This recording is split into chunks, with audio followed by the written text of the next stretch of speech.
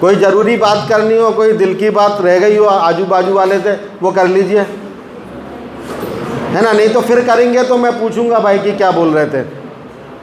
बोल लीजिए। कोई व्हाट्सअप देखना है, मैसेज करना है ज़रूरी, वो कर लीजिए।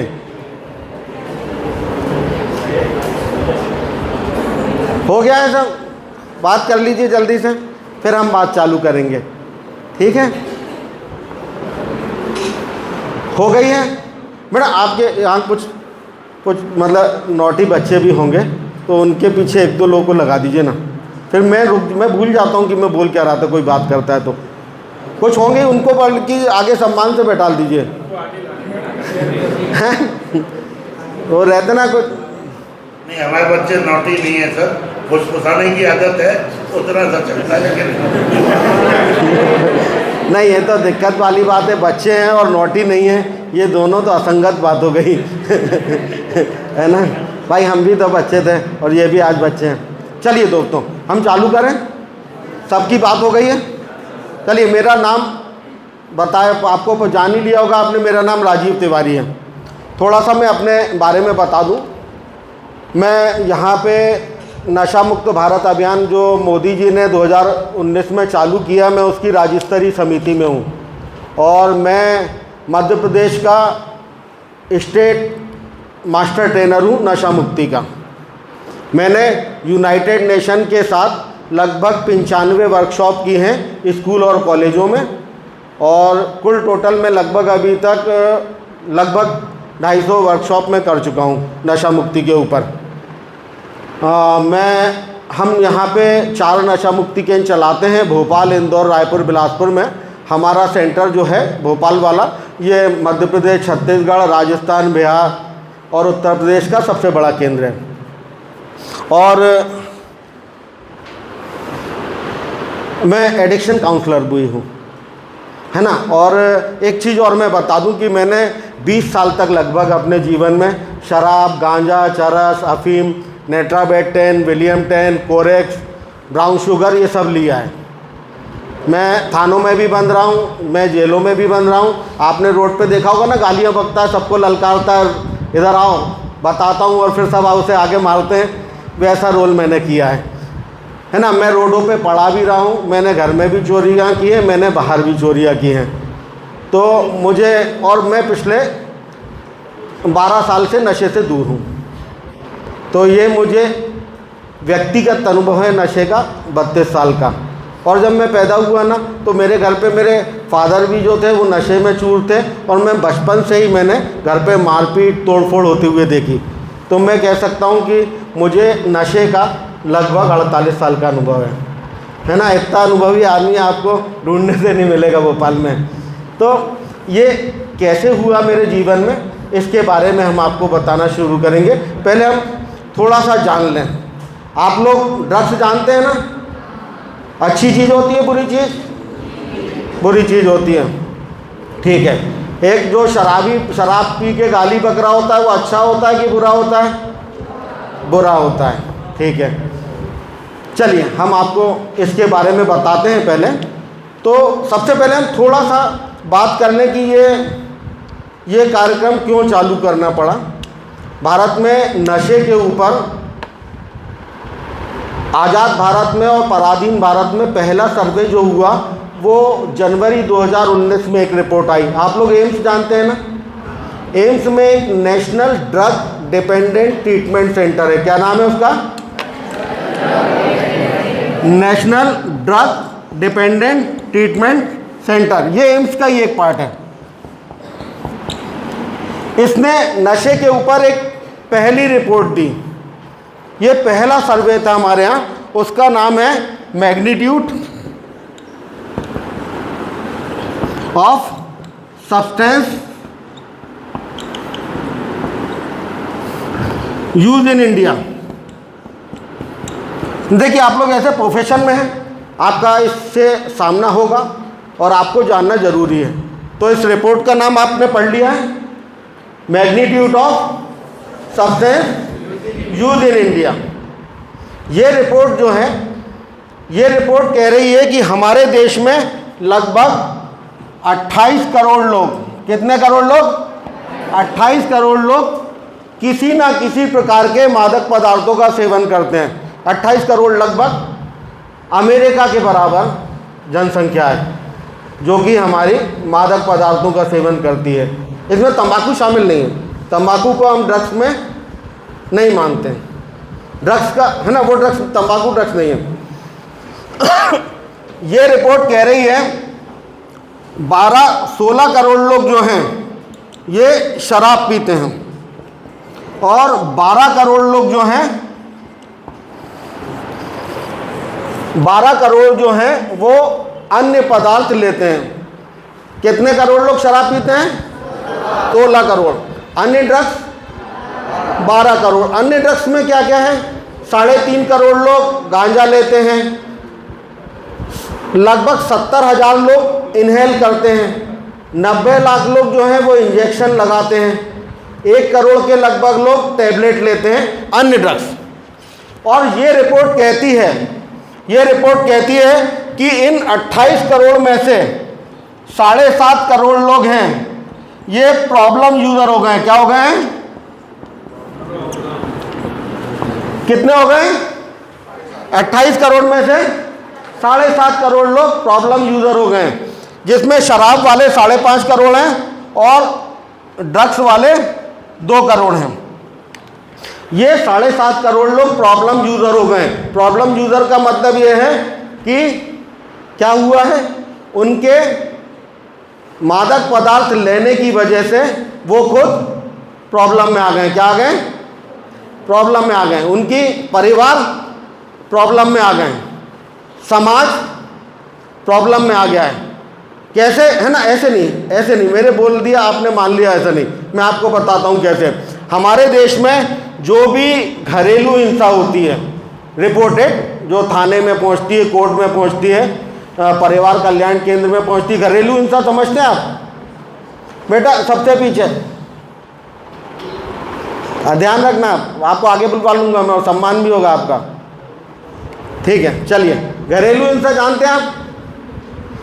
मतलब कि बुजुर्गों के ऊपर, बच्चों के ऊपर और महिलाओं के ऊपर हिंसा होना, वो घरेलू हिंसा कहलाता है, सॉफ्ट टारगेट के ऊपर। हमारे देश में जो 80% घरेलू हिंसा है, डोमेस्टिक वायलेंस कहते हैं, इसके पीछे नशा है। 80% के पीछे। अगर लोग नशे में नहीं हो, ये प्रॉब्लम यूजर, ये कितने करोड़ लोग हैं? 7.5 करोड़। हमारी जनसंख्या के लगभग कितने हैं ये? 6% हैं। और ये कितने प्रतिशत डोमेस्टिक वायलेंस के लिए जिम्मेदार हैं? 80% के लिए। हमारे इधर जो वायलेंट क्राइम होता है, हिंसक अपराध जिसमें हिंसा होती है, चाकू मार दिया, थप्पड़ मार दिया, गोली मार दी, डंडे से मार दिया, तो जो वायलेंट क्राइम होता है उसका 50% जो है वो कितने लोग करते हैं? ये लगभग 6% लोग, ये 6% लोग करते हैं। हमारे देश में जो लोग सुसाइड करते हैं उसका लगभग 50% के पीछे कारण नशा रहता है। हमारे देश में जो मेंटल हेल्थ के इशू होते हैं उसका मेंटल हेल्थ के इशू के पीछे 50% के पीछे नशा है। हमारे देश में जो रोड एक्सीडेंट होते हैं उसमें लगभग 60% के पीछे, रोड एक्सीडेंट के पीछे 60% के पीछे ये 6% लोग हैं। हमारे देश में जो लोग स्कूल और कॉलेजों से ड्रॉप आउट कर जाते हैं, मतलब स्कूल छोड़ दिया, कॉलेज छोड़ दिया पढ़ाई के बीच में, 28% के पीछे ये 6% लोग हैं। हमारे देश में जो कहते हैं कि खराब कार्यकुशलता के पीछे, मतलब फैक्ट्री में खराब काम कर रहे हैं, हॉस्पिटल में खराब काम कर रहे हैं या कहीं भी खराब कर रहे हैं, तो जो खराब कामकाज के पीछे जो रहता है वो 60% जो है वो नशा है। तो व्यक्ति खुद भी दिक्कत में आ गया है, उसका परिवार भी दिक्कत में आ गया, समाज में भी दिक्कत में आ गया है। हमारे देश में हर साल शराब से 5 लाख लोगों की डेथ हो जाती है। कितने की? 5 लाख। एक साल में मिनट भी लगभग 5 लाख होते हैं। आप कैलकुलेट करेंगे ना, एक साल में लगभग मिनट भी 5 लाख होते हैं। मैं यहाँ पे अगर 60 मिनट रुक गया तो उतनी देर में कहीं पे 60 लोग जो हैं हमारे देश में शराब से उनकी डेथ हो चुकी होगी। अभी दूसरी ड्रग्स का आंकड़ा नहीं है, इसलिए मैं वो आपको दे नहीं रहा हूँ। लगभग हर मिनट में एक व्यक्ति शराब से डेथ हो रही है, और इसमें अधिकतर वो व्यक्ति हैं जिनको बोल दिया गया है कि आप अगर और पिएंगे तो आप मर जाएंगे। अब मतलब जान जोखिम, जान को खतरा हो गया। आपको क्या लगता है वो रुक जाते हैं? वो नहीं रुकते, वो मर जाते हैं, पी के मर जाते हैं। यही रिपोर्ट, ये रिपोर्ट कह रही है कि 7.5 करोड़ लोगों में से 6 करोड़ लोगों का कहना है कि हम बंद करना चाहते हैं लेकिन बंद नहीं कर पा रहे, हम चाह कर भी बंद नहीं कर पा रहे। ऐसी अवस्था में आ गए हैं कि अब हम चाह कर भी बंद नहीं कर पा रहे हैं। तो ये शुरू कैसे होता है? ये शुरू कैसे होता है? तो इसके पीछे कहते हैं कि लगभग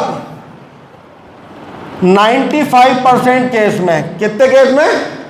95% के केस में पहली बार मादक पदार्थ शुरू करवाने वाला कोई दोस्त होता है। कौन होता है?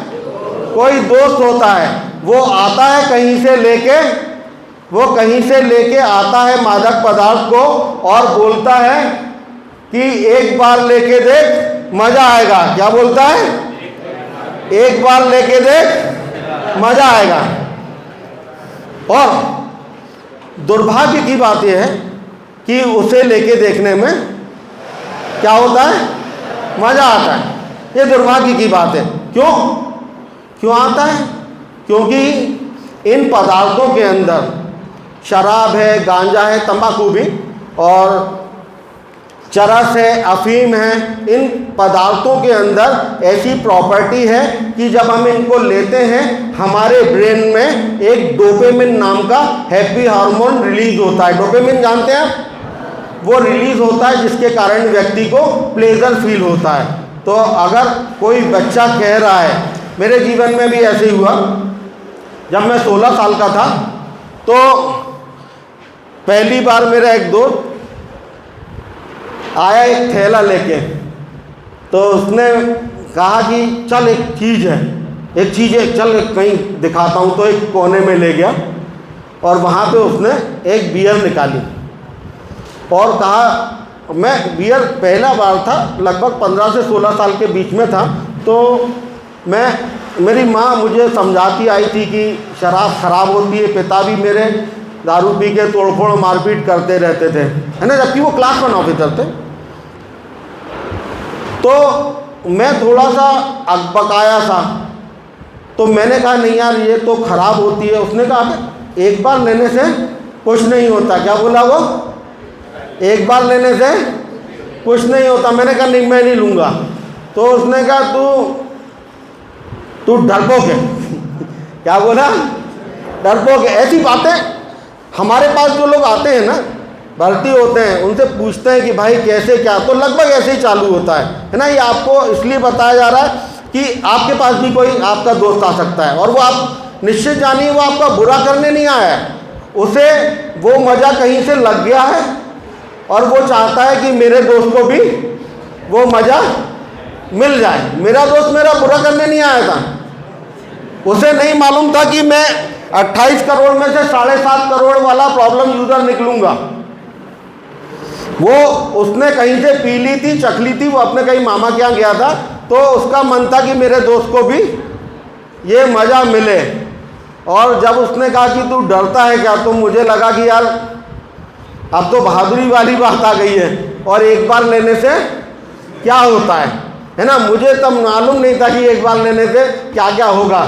तो मैंने एक बार लेके देख ली, और वो जो कह रहा था कि अच्छा लगता है, तो वो सही कह रहा था, अच्छा लगता है ना। मुझे अच्छा लगा। वो मैं थोड़ा संकोची व्यक्ति था, 4 लोगों में बोल भी नहीं पाता था। शादी होती है ना हमारे यहाँ, तो कुछ बच्चे देखते हैं डांस कराने वाले हैं तो छुप जाते हैं, तो मैं भी छुप जाया करता था, मुझे पकड़ के लाया जाता था। तो मैंने पी तो मैं खुल के डांस करने लगा। खुल के डांस करने लगा। कुछ लोगों से मुझे डर लगता था तो उनको मैंने दारू पी के मार भी दिया गाली भी बक दी कुछ को। मुझे ऐसा लग रहा था, है ना, छोटा ही था मैं, अब 16 साल का ही था, मुझे लग रहा था कि कुछ पावर आ गई है। और मैं कभी कभी पीता था।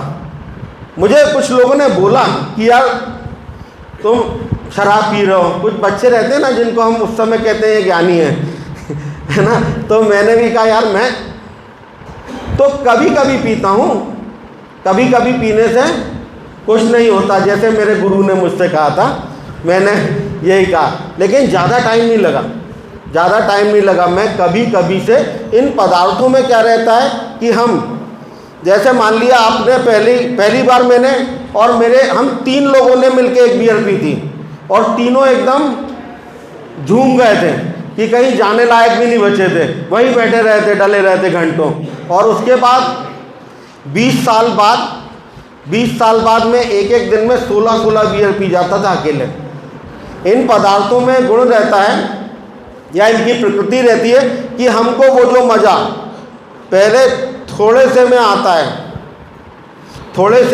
है वो फिर मज़ा हमको, वो मज़ा लेने के लिए हमको थोड़ी सी मात्रा ज़्यादा लेनी पड़ती है, फिर कुछ दिन बाद थोड़ी सी ज़्यादा लेनी पड़ती है, फिर कुछ दिन बाद वो मज़ा लेने में हमको वो लेने में थोड़ा और लेना पड़ता है। लेकिन जैसा कि ये रिपोर्ट बता रही है कि जो लोग मादक पदार्थों का सेवन करते हैं उसमें से लगभग 27% लोग जो हैं वो उस मादक पदार्थ के एडिक्ट हो जाते हैं। क्या हो जाते हैं? कितने परसेंट लोग? लगभग 27% लोग जो हैं, जो लोग भी लेते हैं, है ना, ये पक्का नहीं है किसकी लॉटरी खुल जाए, जैसे मेरी खुल गई थी। तो लेकिन मैं एक तेज बच्चा था बचपन से ही। अपने घर में कोई भी किसी की डेथ हो गई है, कोई भी शादी हो गई है रिश्तेदारी में, तो मुझे बुलवाया जाता था कि उसको भेज दो, वो सब संभाल लेगा। मैं तेज ही लड़का था। लेकिन क्या हुआ कि मैं अच्छा भी करता था, अच्छा परफॉर्म भी करता था, तो मुझे लगता था मैं तो तेज हूँ और मैं नहीं फंसूंगा। क्या होगा? मैं नहीं फंसूंगा। लेकिन मैं फंस गया इसमें। वो धीरे धीरे बढ़ता जा रहा था, लेकिन मैं अपने डिनाइल मोड में ही था कि मैं नहीं फंसूंगा। लोग कह रहे थे अब तुम रोज़ पीने लगे, तो मेरा कहना था मैं सवेरे से तो नहीं पीता। फिर ज़्यादा दिन नहीं लगे, मैं सवेरे से पीने लगा। तो मैंने कहा कि मैं वैसा रोड पे तो नहीं पड़ा रहता। और फिर एक दिन आया कि मैं रोड पे पड़ा हुआ था। तो क्या होता है कि कुछ लोग जो लोग भी मादक पदार्थ लेते हैं वो इसके एडिक्ट हो जाते हैं। क्या हो जाते हैं? एडिक्ट हो जाते हैं। एडिक्ट हो जाने का मतलब क्या होता है? नशा का क्या मतलब क्या होता है, ये हम आपको बताते हैं। एडिक्ट हो जाने का मतलब होता है किसी भी मादक पदार्थ के ऊपर नियंत्रण समाप्त हो जाना। क्या होता है मतलब? मादक पदार्थ के ऊपर नियंत्रण समाप्त हो जाना, अनकंट्रोल हो जाना, उसकी मात्रा लगातार बढ़ते जाना और उसके ऊपर शारीरिक और मानसिक रूप से निर्भर हो जाना। नशा क्या है आपने समझे आप? कंट्रोल, एडिक्शन, है ना। एडिक्शन हम इसे नशा कहते हैं। क्या होता है? कंट्रोल खत्म हो गया, खत्म हो जाना और फिजिकली एंड मेंटली डिपेंडेंट हो जाना। क्या क्या हो रहा है? कंट्रोल खत्म हो गया। एडिक्शन की मैं आपको पहचान बता रहा हूं। आप लोग डॉक्टर हैं, आपके सामने एडिक्शन के केस आएंगे, आपको जानना होगा कि एडिक्शन होता क्या है। किसी भी मादक पदार्थ के ऊपर कंट्रोल खत्म हो गया है। ना तो वो उसकी मात्रा को नियंत्रण कर पा रहे हैं, ना ही वो उसको पूरी तरीके से बंद कर पा रहे हैं। दूसरा, वो उसके ऊपर फिजिकली और मेंटली डिपेंडेंट हो गए हैं। डिपेंडेंसी का मतलब होता है कि यदि हमें वो पदार्थ नहीं मिले तो हमको घबराहट होने लगती है, पेट दुखने लगता है, उल्टी होने लगती है, सर में दर्द होने लगता है, सब कुछ खराब लगने लगता है। इसको हम, जो व्यक्ति डिपेंडेंट हो जाते हैं, जैसे आपके पास कभी जो शराब वाले आएंगे, डिपेंडेंट हो गया है, उसको शराब नहीं मिलेगी ना, उसके हाथ कांपने लगेंगे। वो, मैं आपको बता रहा हूँ, मैं पेन नहीं पकड़ पाता था यदि मैंने नशा नहीं किया तो। मैं 11 साल सरकारी नौकरी में भी रहा हूँ, बल्लभ भवन मंत्रालय में, तो मैं अगर पी नहीं लूँ ना, तो मैं पिया नहीं हूँ तो मैं पेन नहीं पकड़ पाता था ठीक से। ये डिपेंडेंसी आ जाती है कि हम अपनी नॉर्मल काम नहीं कर पाते हैं। जो लोग तंबाकू नहीं खाते, तंबाकू के डिपेंडेंट हो जाते हैं, उन्हें तंबाकू नहीं मिले ना तो वो सवेरे फ्रेश तक नहीं हो सकते हैं, उनको चाहिए।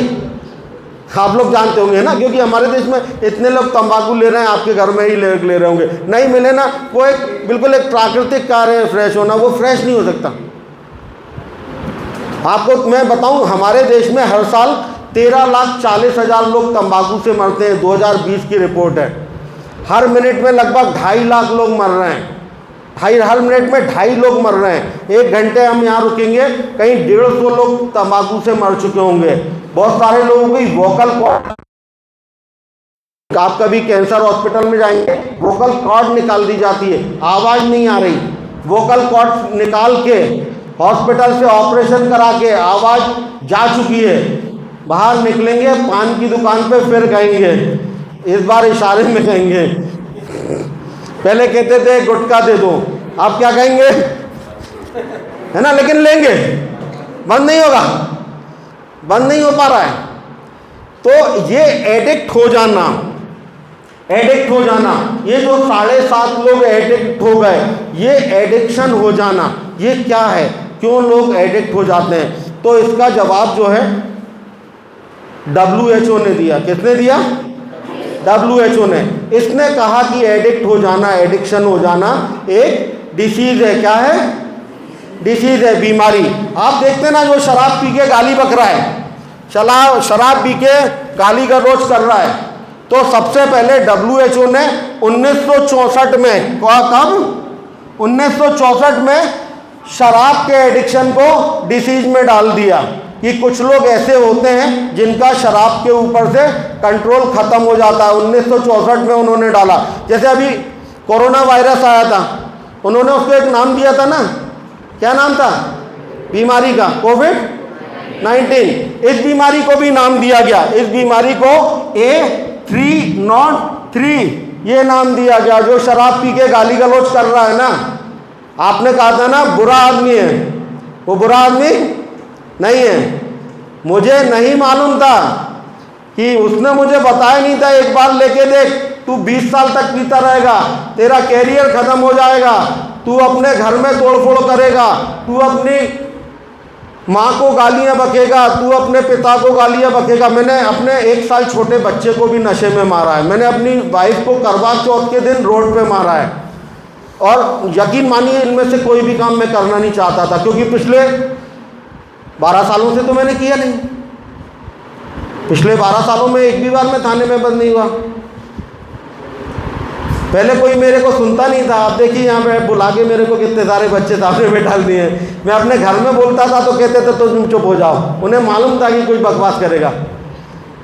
तो ये एडिक्ट हो जाना एक बीमारी है। भारत का भी जो स्वास्थ्य विभाग है, उसने एक अलग मेंटल हेल्थ केयर अथॉरिटी बनाई है। मेंटल हेल्थ केयर एक्ट भी आया, मेंटल हेल्थ केयर एक्ट 2017 आया, जिसमें उन्होंने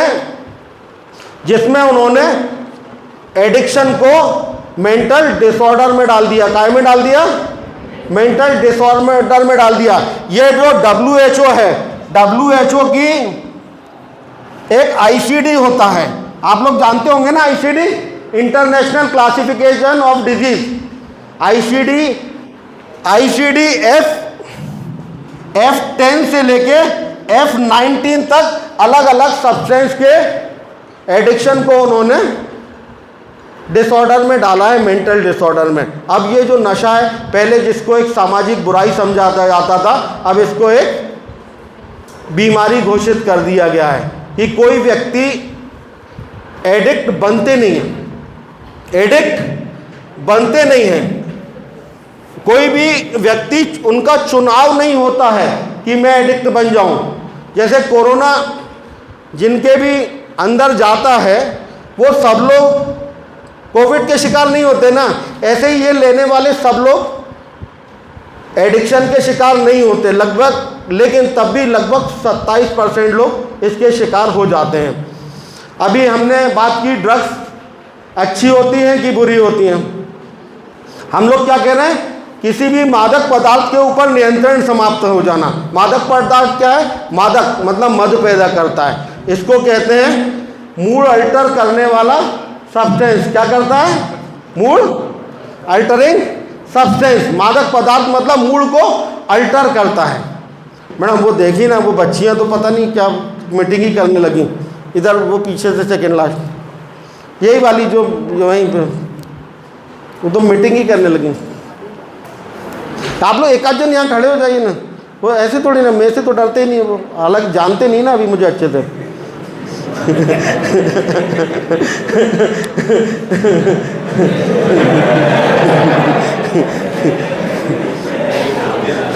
चलिए चलिए फिर चालू हो जाऊं मैं, ठीक है। मूड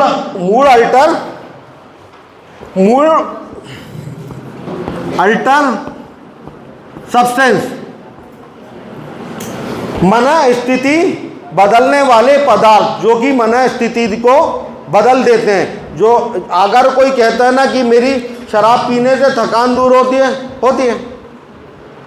ना, कुछ अच्छा फील होता है, उसमें ऐसे गुण हैं, मूड अल्टर करते हैं वो, लेकिन हम फिर धीरे धीरे उसके अल्टर एडिक्ट होते जाते हैं। आपने अभी बताया ड्रग्स कैसी चीज़ है। सबसे पहली ड्रग्स, शराब भी एक मानव द्वारा ढूंढी गई सबसे पुरानी ड्रग है। कोई भी दवाइयाँ हों, आप अल्कोहल के बिना उसकी कल्पना नहीं कर सकते हैं। कोई भी फार्मास्यूटिकल कंपनी में बिना अल्कोहल के दवाइयाँ नहीं बन सकती हैं। आप कोई हैवी पेन किलर वगैरह फाड़ेंगे ना तो जो गंध आती है ना वो अल्कोहल रहता है। होम्योपैथिक की दवाइयाँ रहती हैं उनमें भी अल्कोहल रहती है। आयुर्वेदिक भी कुछ दवाइयाँ जो फर्मेंटेशन करके बनाई जाती हैं ना उनमें अल्कोहल प्रोड्यूस होता है। जो पहले हमारे पहले जो सर्जन हुए आचार्य सुश्रुत, वो भी जिनका सर्जरी करते थे ना तो उनको वो अल्कोहल दे के कि वो दर्द नहीं वो करते थे।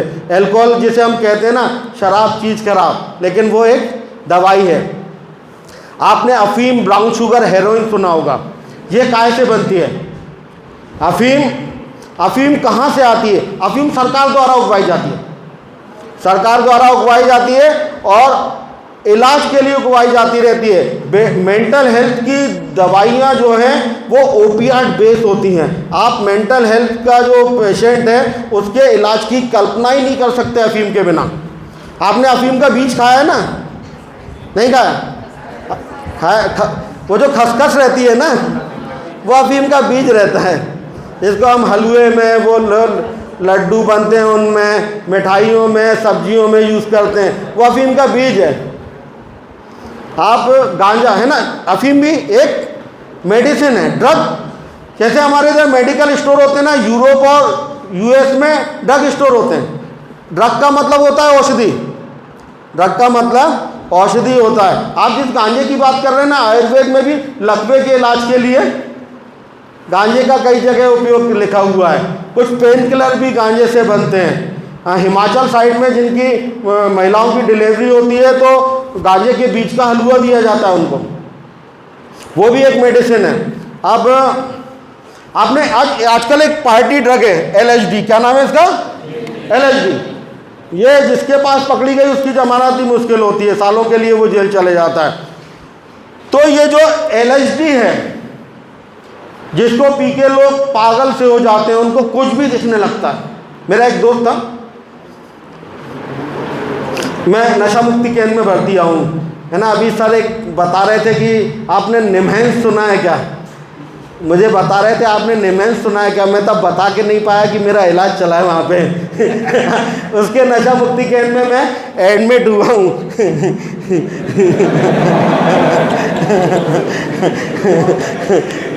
है ना। ये national institute of mental health and neuro science, ये हमारे एशिया का सबसे बड़ा मेंटल हेल्थ का इंस्टीट्यूट है। सबसे बड़ा नशा मुक्ति केंद्र कह लें या सबसे बड़ा पागल खाना कह लें। तो मैं हालांकि यहाँ भी एडमिट हुआ हूँ। तो यहाँ पे जो है हम LSD की बता रहे थे, है ना। मैंने इतना गांजा पिया है कि मैं भूल जाता हूँ चीज़ें सालों पिया है मैंने, और मिला के पिया है कई कई चीज़ें। तो LSD की खोज की गई थी शराब छुड़ाने के लिए। काय के लिए की गई थी? ये पहले एक दवाई थी। काय की दवाई थी? शराब छुड़ाने की। जिसको अल्कोहल का एडिक्शन होता था उसको LSD लिखी जाती थी, और ये फिर आज ये वो नशा करने की चीज़ बन गई, है ना। हमारा जो विंध्य क्षेत्र है, रीवा, सतना, उमरिया, अनूपपुर, सीधी, सिंगरौली, विंध्य क्षेत्र में सबसे ज़्यादा जो एडिक्शन है, जो युवा एडिक्शन में है, वो कफ सिरप में है। काय के कफ में है? कफ सिरप, खांसी की दवाई। तो आप लेने जाते हैं ना कि एक खांसी हो गई है, 1 चम्मच पी ली, 2 चम्मच पी ली, वहाँ पे वो लोग बॉटल पूरी डालते हैं, उसमें पानी मिलाते हैं और चीयर्स करके और फिर पीते हैं। मैंने भी पी है, मैंने ही पी है, मैं भी सर्वगुण संपन्न हूँ, कोई छोड़ा नहीं था मैंने। तो बात देखिए, मैंने हमारे इधर आयोडेक्स भी ब्रेड में लगा के खाई जाती है, मैंने भी खाई है। तो देखिए, ये आपको बताने का मतलब ये है कि दिक्कत चीज़ों में नहीं है। हम यहाँ नो ड्रग्स की बात नहीं करते हैं, हम यहाँ ड्रग्स यूज़ की बात नहीं करते, हम बात करते हैं ड्रग्स के एब्यूज़ की, कि आपका उसको लेने का उद्देश्य क्या है। मैंने जितनी भी चीज़ें बोली ना, इनमें से सारी की सारी कभी ना कभी जो है वो आप खा चुके होंगे या लगा चुके होंगे, थोड़ी थोड़ी मात्रा में, डॉक्टर के निर्देशन में।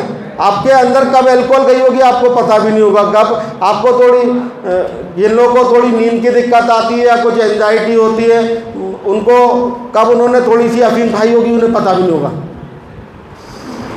कब उन्होंने पेन किलर में गांजे का कुछ तत्व किया उन्हें पता भी नहीं होगा। लेकिन हम बात कर रहे हैं ड्रग्स के एब्यूज़ की, कि मज़े के लिए लेना, बिना डॉक्टर के अंडर में लेना, ड्रग्स एब्यूज़ की बात हो रही है। तो ड्रग्स बुरी चीज़ें नहीं है।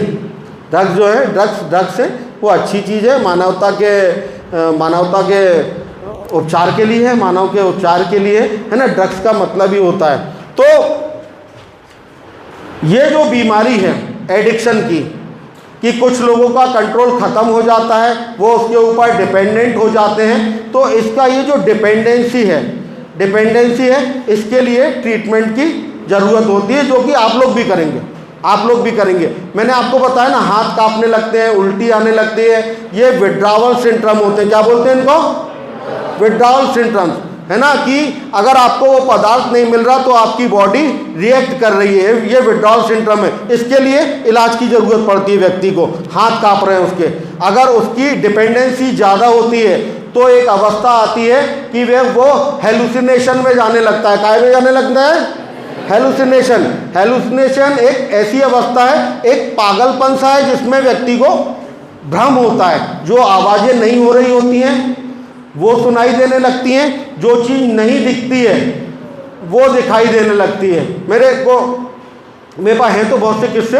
मेरे यहाँ पेशेंट एडमिट होते रहते हैं। तो एक दिन रात को एक पेशेंट जो है वो सबके ऊपर दौड़ गया 2 बजे उठ के, तो उसको पकड़ा, सबके पलंग के ऊपर कूदते हुए दौड़ रहा। तो पूछा कि भाई क्या हुआ? तो उसने कहा वो हनुमान जी आए गदा लेके मेरे को सजा देने के लिए। उसको दिख रहा कि हनुमान जी दौड़ रहे हैं उसके पीछे। एक मतलब हमने सुना कि पागलपन का कारण नशा है, करने का कारण वो अवस्था आ जाती है कि व्यक्ति को यदि वो पदार्थ नहीं मिलेगा तो उसके अंदर पागलपन आ जाएगा।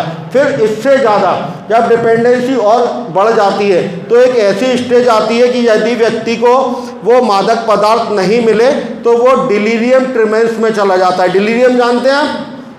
डिलीरियम एक ऐसी अवस्था है जिसमें व्यक्ति को कार्डियक अरेस्ट आ जाता है और उसकी डेथ हो जाती है। मतलब व्यक्ति अगर डिपेंडेंट है, उसको अगर प्रॉपर मेडिकेशन नहीं मिलेगा तो वो हेलुसिनेशन में भी जाएगा, डिलीरियम में भी जाएगा, और इसके लिए इलाज की ज़रूरत होती है ना। हमारे यहाँ लोग जानते नहीं, पहले नहीं जानते थे। बहुत बार क्या होता है कि अपराध हो गया एडिक्ट से, अब उससे अपराध हो गया तो पुलिस थाने में बंद कर देती थी उसको, कुछ पूछताछ करनी है, वो 2-2 दिन थाने में बंद रहता तो उसकी डेथ हो जाती थी। बहुत से घर वालों ने अपने बच्चों को मार डाला। कैसे? उनने कहा इसको हम पीने नहीं जाने देंगे, बंद कर दो इसको। वो रो रहा है तो कह रहे हैं ये नाटक कर रहा है, जाने नहीं देना। और अगले दिन क्या हुआ, सवेरे उसकी लाश मिलती है। तो एक ऐसी अवस्था आ जाती है कि व्यक्ति डिलीरियम ट्रिमेंस में जाने लगता है और वो नशा, हमने बात की नशा करने से लोग मर रहे हैं, एक ऐसी स्टेज आती है कि अब यदि वो मादक पदार्थ नहीं मिलेगा तो व्यक्ति की डेथ हो जाएगी। खासतौर से स्मैक हो गया, हेरोइन हो गया, कोकीन हो गया, कोकीन हमारे यहाँ नहीं मिलती, शराब हो गया, सिंथेटिक ड्रग्स हो गई, MDMA हो गया, LSD हो गया, ये सब है दवाई। लेकिन इतनी इनकी हैवी डिपेंडेंसी रहती है कि यदि व्यक्ति नहीं मिला, उसकी प्रॉब्लम क्रॉनिक हो चुकी है तो उसकी डेथ हो जाती है। और इस बीमारी की एक बड़ी मतलब खासियत कहेंगे या बड़ा दुर्भाग्य करेंगे कि ये जो बीमारी है जिसमें व्यक्ति अनकंट्रोल होके मादक पदार्थ लेने लगता है, तो उसका प्रभाव उसके ऊपर ये आता है कि वो पूरी तरीके से नेगेटिव हो जाता है। उसकी थॉट्स, उसके इमोशंस, उसकी फीलिंग नेगेटिव हो जाती है। और जब उसको बहुत ज़्यादा उसके अंदर मादक पदार्थ चला जाता है तो उससे वो काम होने लगते हैं जो वो खुद भी नहीं करना चाहता है।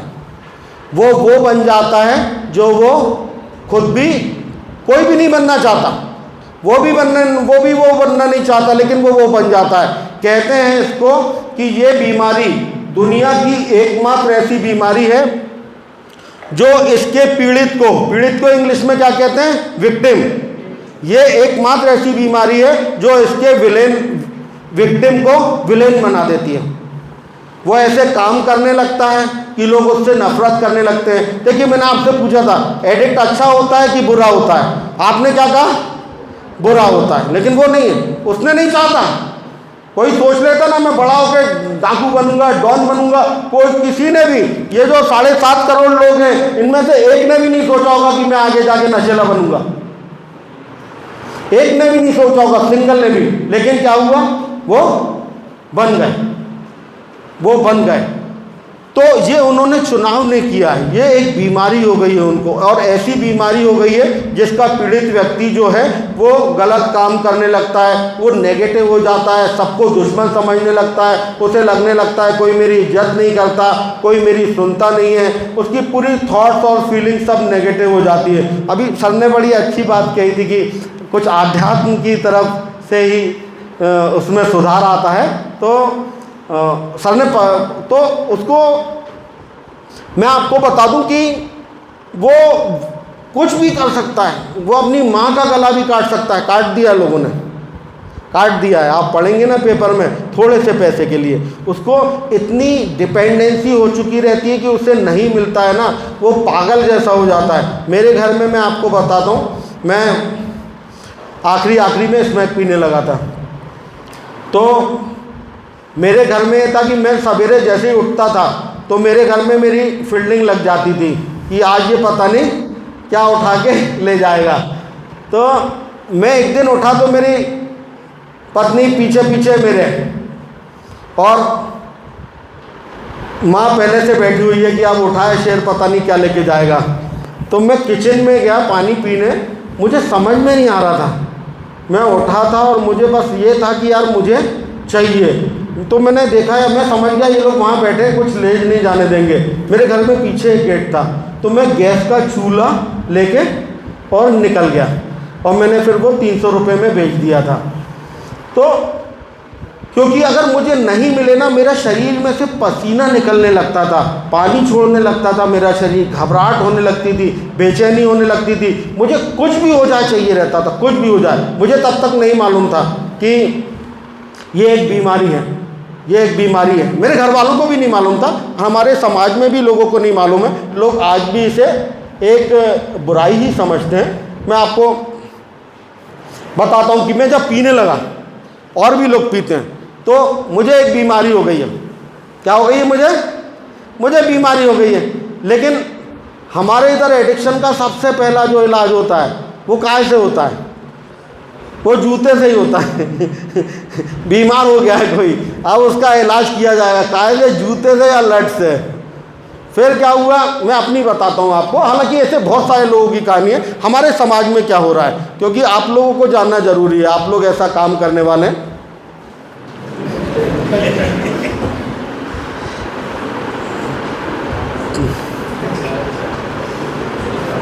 जल्दी से सब लोग बात कर लो, थोड़ी सी कुछ मन में बात आ गई है, कोई बताना है बाजू वाले को, बता दो भैया जल्दी। बता ली?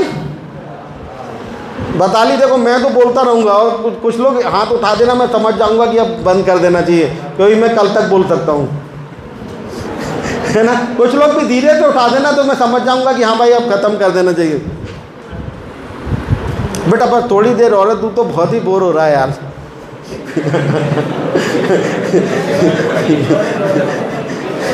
चल, रखा तो नहीं है कुछ जेब में? दोस्त के लिए लाया तो नहीं है? चलिए हम बताते हैं आपको हमारे यहाँ एडिक्शन के लिए क्या धारणाएं हैं, है ना। मेरे को भी जब मैं पीने लगा, घर वालों के सामने खुल के आ गई बात सामने। मेरी मदर MSc थी, फादर भी मेरे MSc थे, क्लास 1 ऑफिसर। तो मेरी माँ जो है ना, मेरे को ठीक करने के लिए एक ज्योतिषी जो थे हमारे पीछे एक रहते थे, दुबे जी, उनके पास गई। उन्होंने मेरी माँ को कहा कुंडली देख के कि कुछ चंद्रमा वंदना का दोष है, गुस्सा आता है, इस कारण ये करता है। तो उन्होंने दी एक अंगूठी बना के, चांदी की अंगूठी मोती में, कि ये पहनाना ठीक हो जाएगा। मैंने वो बेच के पी ली।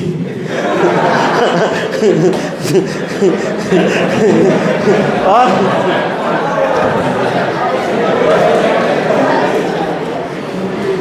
फिर मुझे भी दुख था, लेकिन मैंने कहा पता नहीं कहाँ गिर गई। फिर मेरी माँ फिर पहुंची, उनने कहा नहीं, थोड़ा सा जो दोष है वो थोड़ा बड़ा है, और इसको पुखराज पहनाना पड़ेगा सोने में। एक पुखराज पहनाया मुझे। कुछ दिन तक मुझे भी लगा यार पावर है इसमें, कुछ दिन मैंने नहीं पी। लेकिन फिर मैं एक दिन गया तो 15 दिन तक नहीं आया, फिर लौट के आया तो बिना अंगूठी के था वो। मेरे को फिर एक काल सर्प योग की पूजा होती है त्र्यंबकेश्वर में, वहाँ ले जाया गया मुझे कि अब ज़रा ज़्यादा ही बड़ी समस्या लग रही है। मेरे पापा ने, मम्मी ने टैक्सी करी और हम लोग को लेके गए। वहाँ पे पूजा हुई, भोलेनाथ को भी फेल करके पी मैंने, है ना। फिर क्या होता है कि अब कुछ समझ में नहीं आ रहा है, तो माता पिता क्या सरेंडर कर देते हैं। फिर किसका रोल चालू हो जाता है? दादा दादी, नाना नानी। मेरे यहाँ जैसा हुआ बहुत सारे लोग। फिर उनने कहा कि भाई इसकी शादी कर दो, ये ठीक हो जाएगा। ये हमारे यहाँ रामबाण है, कोई भी नशेला हो गया है ना, तो उसका ये है भाई, आप लोग भी देखिए कि जिसकी शादी रिश्ते विश्ते आए पता कर लेना, किसी के इलाज के लिए तो नहीं बुलाया जा रहा है। तो अब मैं पी के पागल, और मेरी बीबी जो है वो छुड़वा के पागल। ना वो सफल हो रही, ना मैं सफल हो रहा। और फिर मेरी बीबी की आ गई, तो उसको भी जिम्मेदारी दे दी गई, अब तुम ही जिम्मेदार हो। ये पी रहा है, तुम पहले तो कम पीता था, अब ये ज़्यादा पीने लगा शादी के बाद। अरे भाई, इस जो खुद नहीं खड़ा हो पा रहा था उसको आपने एक और दे दिया कि इसको भी लेके चलो। तो वो रामबाण की तरह शादी की जाती है। फिर क्या हुआ कि मेरी सास भी आ गई मेरा इलाज कराने के लिए। फिर वो भी विद्वान थी, वो प्रिंसिपल थी स्कूल में। वो और मेरी बीवी एक साधु बाबा से एक 3,000 रुपये दे के एक भभूत लेके आ गए। बाबा ने कहा जब भी ये घर से निकले पीछे से भभूत छिड़क देना, नहीं पिएगा। मैंने वो भभूत भी फेल करके पी, है ना। तो फिर क्या हुआ कि सब फेल हो गए। फिर क्या हुआ, सब फेल हो गए। तो फिर उनने कहा यार अब हम तो कुछ कर नहीं पा रहे। तो हमारे समाज में फिर क्या किया जाता है, एडिक्ट से कह दिया जाता है कि देखो विल पावर से तुम सब कर सकते हो। क्या कर सकते हो? विल पावर से। मैं भी कहूँ यार विल पावर से छोड़ूंगा, बीमारी है मुझे, WHO कह रहा है बीमारी है। अब बताइए कोई सी भी बीमारी हो जाए, कोई सी ठीक होती है विल पावर से? कोई जुकाम कर सकता है ठीक विल पावर से? छोटी सी बीमारी, कोई सा वायरल कर सकता है। अब ये जानलेवा बीमारी, लो आदमी मर जाता है इसमें, और इसको कह रहे हैं कि विल पावर से ठीक करो। देखिए विल पावर से हम कुछ और काम कर सकते हैं, लेकिन कोई बीमारी नहीं ठीक कर सकते हैं। लेकिन अब मेरी विल पावर से नशा छोड़ने की एक इतनी खतरनाक स्टोरी है, थोड़ा सा उसको शॉर्ट में सुना देता हूँ। सुना दूँ क्या? सुना देता हूँ। क्या हुआ, मेरे को सबने दे रखी थी जिम्मेदारी कि विल पावर से छोड़ना है, और हर एडिक्ट के पास आइडिया रहता है कि अब मैं बंद कर दूंगा। कब से? कल से, है ना। कब से बंद करना है? कल से। तो मैंने अपने जीवन में ज़्यादा इसलिए पी क्योंकि मुझे कल से बंद करना था। अब कल से बंद करना है, कब तक के लिए बंद करना है? जीवन भर के लिए बंद करना है। तो फिर आज क्या करो, जम के कर लो। तो मैंने अपने जीवन में, मेरी ज़्यादा मट्टी पलीत इसलिए हुई, बड़े कांड मेरे जीवन में इसलिए हुए क्योंकि मेरे पास ये आइडिया रहता था कि कल से बंद। कब तक के लिए? हमेशा के लिए। इतना बड़ा लोड। अब उसके लिए क्या है, आज जम के हो जाए। मेरे घर में 2 बाथरूम थे। एक में मेरे घर वाले वो करते थे जो बाथरूम में करना चाहिए, दूसरे में मैं स्मैक पीता रहता था। इसमें क्या, जरा सी हवा में उड़ जाती है। तो मैंने एक खंडर का सरकारी मकान, उसमें भी बैठ जाता था। वो एक पानी वाले पाइप रहते थे, उसके अंदर घुस के पीता था। एक मेरे घर में फिर देखा कि यार इसको पुलिस पकड़ लेती है, भिड़ता हुआ भी आ जाता, कहीं गाड़ी भूल जाता। मैं कई बार भूल गया मैंने गाड़ी कहाँ खड़ी की है। तो मैं घर में ही कह दिया था बेटा मैं घर में ही पीने लगा था। तो और मैं छोड़ना चाहता था। मैं जब मुझे 3 साल बाद समझ में आया था ना कि मेरे नंबर कम हो रहे हैं, मेरे से साथ अच्छे लोगों ने रहना बंद कर दिया है, मेरा शरीर में अब वो ताकत नहीं रह गई है, मैं चलता हूँ तो हाफ जाता हूँ। तो मैंने जब बंद करने की सोची ना, उसके बाद मुझे 17 साल और लगे, और मैं बंद करना चाहता था। मैं ये कहानी जो सुना रहा हूँ ना, इससे आप जानेंगे। तो हमने बात भी की 6 करोड़ लोग बंद करना चाहते हैं लेकिन बंद नहीं कर पा रहे हैं। तो मैंने, है ना, अब क्या है कि आदमी एक तो एक नशेला, और अब उसी को जिम्मेदारी दे दी गई है कि तुम्हें अपना इलाज खुद ही करना है। तो एक दिन मैं बाथरूम में बैठा हुआ पी रहा था, तो रात ठंड का टाइम था, दिसंबर का, 14 दिसंबर थी लगभग। तो मुझे पीते पीते आया कि अब कल से तो पक्का छोड़ना ही छोड़ना है। तो फिर लगा यार इतनी बार तो छोड़ चुके, छूटी कहाँ। तो मैंने कहा कुछ नया करना होगा। तो अब मैंने क्या किया, रात को करीब 2 बजे जब मेरा सब ख़त्म हो गया, तो मेरे पास रेजर था। तो मैंने कहा कि पुराने राजीव को मरना होगा और नया राजीव तिवारी जन्म लेगा। तो मैंने रेजर से अपने बाल मूंदना चालू कर दी, और जो भी बाल निकल रहा है उसको पवित्र भाव से मैं बाहर आ टॉयलेट में। अब रात के करीब 4 बजे मेरा सर यहाँ तक गंजा हो गया, कई जगह से खून निकल आया, और मेरा वो रेजर टूट गया, है ना। अब रेजर तो शेव बनाने के लिए आप मुंडन नहीं कर रहे हो, और टूट गया। अब मुझे समझ में नहीं आया क्या करूँ, नशे में मैं। तो मैंने कहा बाकी का जो तर्पण है, मैं तर्पण कर रहा था बड़े पवित्र भाव से कि पुराना राजीव तिवारी जा रहा है बाल के रूप में, और कल नया निकलेगा। अब मैं सो गया। सवेरे मैं 2-2:30 बजे उठा बेडरूम में, तो मैंने देखा मेरे रिश्तेदार और दोस्त, मैंने कहा बेडरूम में क्या कर रहे हैं। अब मैं उठा, सब मुझे अजीब सी नज़रों से देख रहे हैं, है ना। तब मुझे समझ में नहीं आया, मैं भूल गया था कि मैंने क्या कांड किया रात को। मैं उठा और मैंने शीशे में जैसी अपनी शक्ल देखी होश में, मैं डर गया। अब मेरे से बताते भी नहीं बनना कि किस पवित्र भावना से वशीभूत होकर मैंने अपना मुंडन कर डाला है। तो फिर मेरे को पकड़ के एक डॉक्टर RN साहू है, पागलों के डॉक्टर, वहाँ पे ले गए। उन्होंने भी मुझे कुछ ऐसी एक गोलियां दी कि मैं 10-12 दिन तक नशे में पड़ा रहा। फिर वो मुंडन भी काम, पहले तो मुझे नाई के यहाँ लेके जाया गया कि पूरा गंजे करो इनको, फिर डॉक्टर के यहाँ लेके गए तो वो भी काम नहीं किया। फिर मेरे को अगली बार निमहैंस में भर्ती किया गया।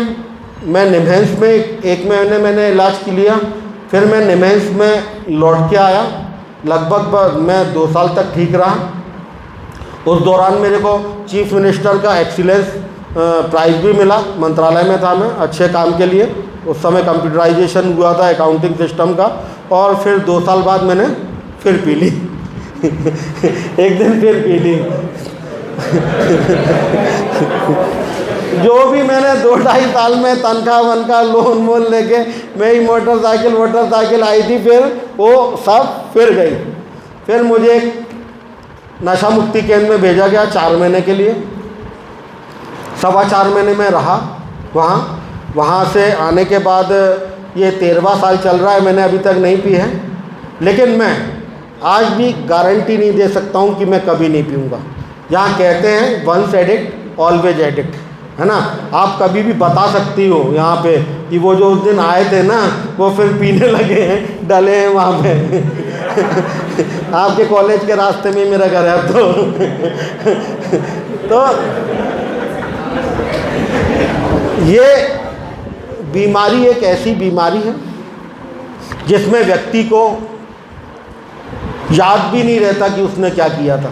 जेलों में जो लोग बंद हैं ना, उनको याद ही नहीं है कि उनसे क्या हो गया, उसको याद ही नहीं रहता। उसको हम मेडिकल टर्म में कहते हैं ब्लैकआउट। क्या कहते हैं? ब्लैकआउट। जब आप ज़्यादा एडिक्ट हो जाते हैं और जब भी विज्ञान कहता है बॉडी में 0.012% के ऊपर ब्लड में जैसे ही अल्कोहल होती है तो आपके ब्रेन में जो हिप्पोकैम्पस होता है जो कि टेम्परेरी मेमोरी को परमानेंट में बदलता है, तो उसमें वो वर्किंग करना बंद कर देता है। तो उसको याद भी नहीं रहता कि उसने क्या किया।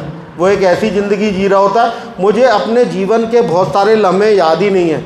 लोग मुझे बताते हैं तूने ऐसा किया था वैसा किया था, तो मैं हंस देता हूँ। मुझे बोलते ही नहीं बनता यार, मेरे को यार याद ही नहीं आ रहा। तो मैंने बड़ा लंबे टाइम ऐसा जीवन जिया है जो कि जिसके अनुभव मेरे पास है नहीं।